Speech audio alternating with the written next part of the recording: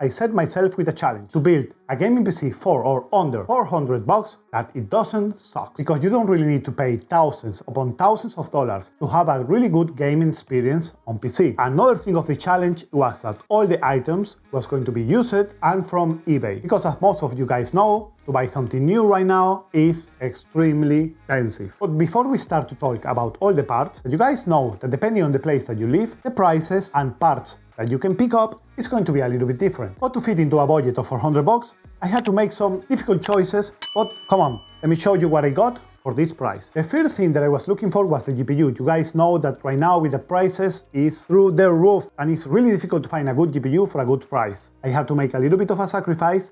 I could not get a 1060 or something a little bit more newer, but I had good luck and I find this EVGA for the win GTX 970 for the $200. The price was a little bit more expensive, but speaking a little bit with the seller, I managed to get it for $200. Now was time to look for the CPU, motherboard, and the rest of the parts. I got again lucky because I think that I make a good deal with these parts. I find this complete combo unit that you can see right here. The CPU is the Xeon E3 1220 V2, that is 4-core and turbo boost up to 3.5 GHz. That came together with the Intel stock cooler that you guys know isn't great, but we are not able to overclock anyway, so it's not so bad. And the motherboard, this is an Msi B75MA-P45, and I know that the socket EVGA 1155 is just a little bit old, but we can do some upgrades to the CPU without spending so much money, so it's not a bad choice. And the price for everything together right here was only $50. So we are already $250 into our system. Memory, oh my god guys, this was a pain to find something decent. I managed to get this both stick each of 4 GB, so in total we're going to have 8 GB of RAM, DDR3 from G.Skill, and I found both of them for $50. So we are $300 in. And for power, I managed to get this right here.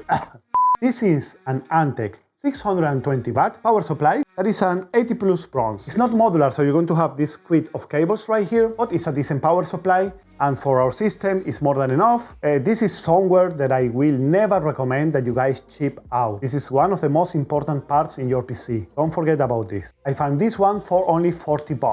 Now for storage. Storage is something where normally I will not recommend to buy it used, but if you find a store or somewhere where they sell refurbished models, you can get away with it. I will not recommend to put any important data in them, only things like your operating system and games, nothing that is really necessary for you, like all family pictures or anything like that. So I managed to get these two things right here. This is an Intel 520 Series SSD with 180 GB. That is going to be pretty much enough for our Windows installation and our core program. Now, for games and everything else, I went with this WD Blue 1TB drive, and both of these went for $35. We are pretty close to our budget. And for case the decision was really not important, only something cheap where all our parts can fit, nothing else. So I get this Aerocool Lite.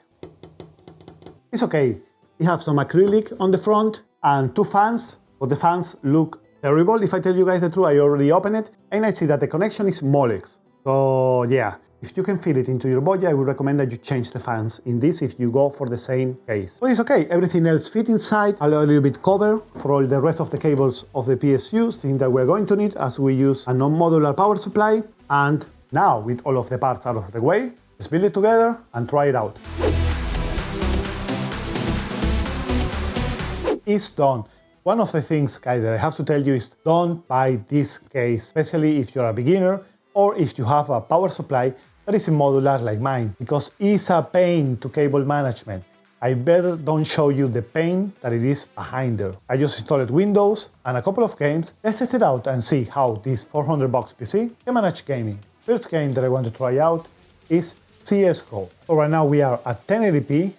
At high settings in CSGO, and we are running anywhere from 110 to 150 frames per second. It's not too bad, actually pretty good for CSGO. We actually even hit over 200 FPS sometimes in high 1080p, perfectly fine. Now let's try another game. This one is really optimized for even the slowest hardware. Doom Eternal.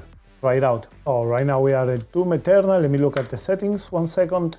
Now into the video settings, we are running at 1080p and with most of the settings set at high or ultra nightmare. Let's see how it goes. This is running really smoothly, guys. Yeah, of course, the Doom is really optimized well. This is what a good API can do for a game. Right now there is a little bit more action. Almost 100 FPS right here. It's really playable. You have nothing to complain with this. Now guys, the last game that we're going to try out is GTA 5. GTA 5 can be a little bit of a difficult game for this PC because we only have 4 CPU cores, 8 GB of RAM, and our graphics have only 4 GB of RAM as well. We're running at 1080p and medium settings, and the game is running pretty good, guys, and it's perfectly playable. As I'm looking right now here on the screen, we are starting to run into a bottleneck. Our CPU is running at 90% or more, and our GPU at only 50%. This is what I told you guys about the CPU, but it's still really playable. You can set the settings a little bit lower better for this PC.